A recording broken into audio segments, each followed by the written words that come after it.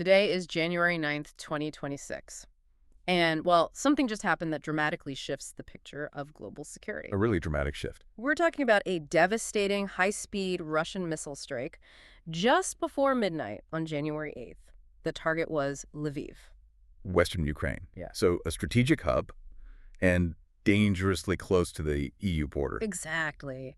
But the most alarming detail is just now emerging. It turns this from a regional incident into a full-blown European crisis. The Czech foreign minister was near Lviv at the time of the attack. This wasn't just a strike near the border. This was a near miss against a high-ranking official from a NATO ally. And delivered by a weapon designed to just bypass modern defenses. The danger here can't be overstated.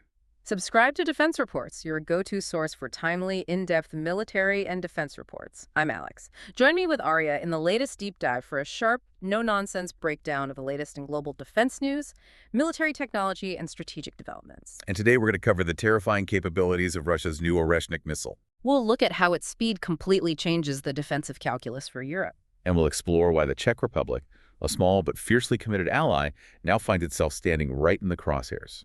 This incident near Lviv really feels like a critical inflection point, doesn't it? It challenges the whole security setup across the continent. It does. I mean, when a high-ranking European official is almost caught in a missile strike that close to the NATO frontier, it puts everything into sharp focus. Especially the Czech Republic's unwavering commitment to Ukraine. Exactly. So our core mission today is to analyze the tech behind this new Russian threat, but also to paint a complete picture of the geopolitical stability and the history that makes Czechia such a vital and now an increasingly targeted partner. Okay, let's unpack this. Let's start with the immediate military reality. What we saw over Lviv on January 8th was shocking. This wasn't just another volume attack. This was Russia deploying a new weapon. A weapon President Putin has dubbed the Oreshnik. And what's crucial for you to understand about the Oreshnik isn't just the name, it's the heritage. What do you mean by heritage? It's confirmed to be a ballistic missile, yes, but its real significance comes from its design.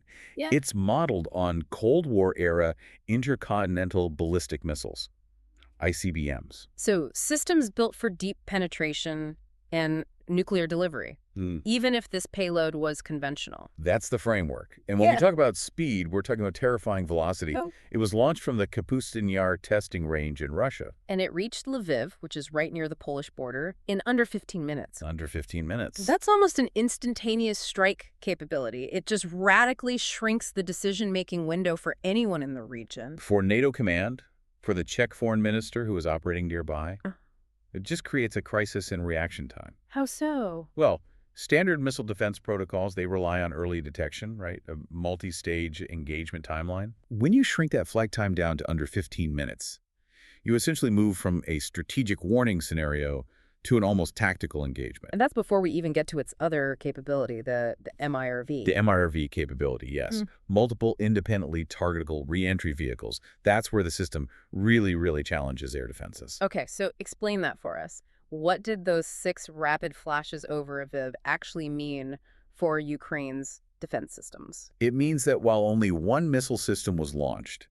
in its final phase, it released at least 6 individual warheads. All targeting different points or just designed to saturate one area? Exactly. And this is only the second time we've reportedly seen this technology used. The first was the strike on Dnipro back in November 2024. So for the air defense crews, one incoming threat suddenly becomes 6. It multiplies into 6, yes. Drastically overwhelming the capacity of any existing battery. And Ukrainian officials have been very clear on this. What are they saying? That their current defenses, which are mainly designed for cruise missiles and older ballistic systems, they may just be unable to reliably stop the Oreshnik. This sounds less like a simple retaliatory strike and more like a strategic test being run against Western air defense right on the NATO frontier. How did Ukraine respond? They framed it precisely that way, as a test. They immediately called for an urgent UN Security Council meeting. Positioning the strike as a deliberate challenge for Kyiv's allies. Yes. If you connect the dots, Moscow is signaling that it's willing to use its most advanced, hardest-to-intercept technology right next to European capitals. It changes the whole risk calculation. And what was Russia's official reason for the attack? Moscow claimed it was direct retaliation for an alleged drone strike on President Putin's residence. A claim that was pretty quickly rejected by both Ukraine and the U.S. Right. which suggests the real motivation was less about immediate payback and more about demonstrating a strategic, high-speed penetration capability. This whole Oreshnik threat just underscores why having reliable, committed allies is so essential. Absolutely. And the near miss on the Czech foreign minister really shines a spotlight on Czechia. Their support for Ukraine is steady, it's vocal, and, well, maybe increasingly dangerous for them. It might be. So why do they stand so firm? What's the historical root of this resolve?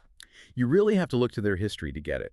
The modern Czech state sees this conflict through the very clear lens of their own past trauma. You're talking about 1968. Exactly. President Pavel himself drew a direct line between Russia's current rhetoric about defending its own interests in Ukraine and the Soviet Union's justification for crushing the Prague Spring in 1968. That historical event where Soviet tanks just rolled in and crushed a brief period of freedom. For them, it's not ancient history. It's a living memory that directly informs their policy. They know exactly what happens when a powerful neighbor decides to redefine its sphere of influence. And that resonance, you can see it translating into this remarkable bottom-up military commitment. We always focus on government aid, but in the Czech Republic, the public has really taken ownership. It's truly astonishing. The level of civic engagement is what sets them apart. Private Czech citizens have donated over 990 million crowns. That's about, what, 39.6 million? Roughly, yes. And it's all been since the invasion began. This isn't just charity either. It's politically charged, tangible support through their Gift for Putin initiative. And we just saw a huge surge in funds, right? 24 million crowns in just 5 days, all for buying high-end military gear. What was the trigger for that? That surge followed some, let's say, specific international political statements that raised concerns about the future of Allied support. And the public's response was immediate. It was determined. It was a clear message that no matter what, the Czech people are committed to supplying Ukraine with what it needs. In this case, a Black Hawk military helicopter. It's a way for the population to actively stabilize the geopolitical situation themselves. That's a great way to put it. And this strong democratic alignment, it goes beyond just Russia and Ukraine. They've also taken a very firm stance on China. This is where you see their diplomatic spine. They're prioritizing values over potential economic gain. Like President Pavel's private visit to the Dalai Lama. Exactly. A move that is guaranteed to provoke Beijing. And it did. Yeah. China immediately broke off official contact with him. And the Czech government's response. They basically minimized the impact. They noted there wasn't really much direct communication to break off anyway. A very pragmatic dismissal. And that pro-democratic stance is backed up by other leaders visiting Taiwan, too. Precisely. We've seen high-level visits from the Senate President and the Speaker of Parliament to Taiwan. For a smaller NATO nation, these aren't just symbolic gestures.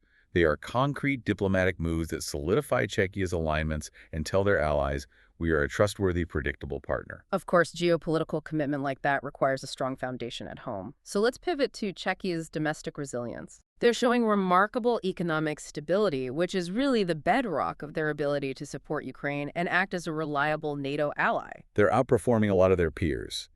The economic data is very telling.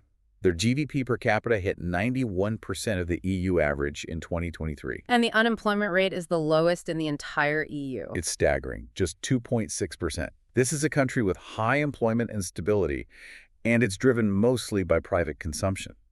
That low unemployment rate isn't just a number, though. It means a healthy labor market, less social instability, and more consistent political support for tough foreign policy choices. Right. And that economic strength is what's allowing these massive strategic shifts in energy independence. Which is absolutely vital when you're facing Russian aggression. It is. And what's fascinating is the speed of their pivot away from Moscow. They've achieved complete independence from Russian oil. How did they manage that? Through the expanded Tail pipeline that now feeds their Litvinov refinery. It's a strategic severing of a key economic dependency that Russia has used as leverage all across Europe. And at the same time, they're speeding up their transition away from coal, looking at 2027, which is years ahead of schedule. It shows both an environmental commitment and real strategic foresight. The first coal-fired power plants, including big ones like Pocherady and Chvaletice, are set to close by March 2027. The original target was 2033. And they're locking in their long-term energy future with some pretty cutting-edge tech. They are. Tell us about that investment in Rolls-Royce SMRs. Why is that technology such a game changer for them? Well, the state-owned energy group, EZ, acquired a 20% stake in the British small modular reactor manufacturer Rolls-Royce SMR. That's a huge investment, almost €250 million. It is. And SMRs, they're smaller, more flexible, and potentially safer nuclear technology than the traditional massive reactors. By investing directly, the Czech Republic is making a clear, long-term bet on nuclear energy. Ensuring sovereign, low-carbon power that's totally independent of volatile regions or gas suppliers. Finally, though, we do have to talk about the political picture. After the October 2025 election, Andrej Babis's ANO party won, and he's back as prime minister. And there's definitely some anxiety in Western capitals about what that means for Ukraine's support. Especially given his EU group affiliations. That anxiety is real. You see it when you watch similar political shifts elsewhere in Central Europe. Yeah. But the Czech press offers a really crucial counterpoint here. Which is? They stress that Babis is, at his core, a pragmatist. He's defined more by political expediency than by a rigid ideology. So what does that pragmatism actually mean for foreign policy, especially on the war? It means that while he might be affiliated with a more skeptical EU group, the strong institutional consensus and, critically, the overwhelming public opinion. The same public opinion we saw with the massive private donations. Exactly. That will constrain his policy options. The ANO party shouldn't automatically be equated with some of the more extreme anti-EU or anti-Ukraine parties in the region. The consensus in Prague, rooted in that 1968 trauma, suggests the support for Ukraine is just too deeply entrenched to be easily overturned. Okay, so moving from that institutional stability to national identity itself, how does this shared history and resilience show up in the cultural life of the nation? National identity is often the invisible scaffolding for political resilience. And what's so uniquely Czeching is the deep, deep roots of their amateur theaters. Which UNESCO just declared an intangible World Heritage Site. Yes. And this isn't just about fun performances. This is a 200-year-old tradition. We're talking over 3,500 groups and 100,000 active members. Why is that so relevant to a deep dive on security? Because amateur theater, which often operated below the radar, was historically a vital way to maintain the Czech language, their identity, and even resistance during times of occupation. Whether under the Austrian Empire or the Soviets? Right. It's a mechanism for local, decentralized cultural cohesion. It proves that their national spirit of resistance is deeply decentralized, which is a powerful counterweight to external pressure. And that same ingenuity is now being applied to modern security. You can see it with the Saturn I satellite. Exactly. The launch of Saturn I, their largest satellite to date, built independently of foreign tech. That's a statement of sovereign capability. Its main job is military reconnaissance and crisis management. So it shows the country is prioritizing self-sufficiency in critical security tech, not just relying on NATO for all its intelligence. There's also that classic Czech wit, right? It's often laced with a heavy dose of irony. The recent publication of Tomáš Garrigue Masaryk's last words gave us a little glimpse into that. It's a fascinating cultural anecdote. Masaryk's final comments included observations like, "Our people are all right if they keep calm." And his more famous, ironic take on living with the German minority. The Czechs are hardworking, the Germans have a certain honesty, but they certainly steal more. And his final piece of advice: Argue with them. argue with them.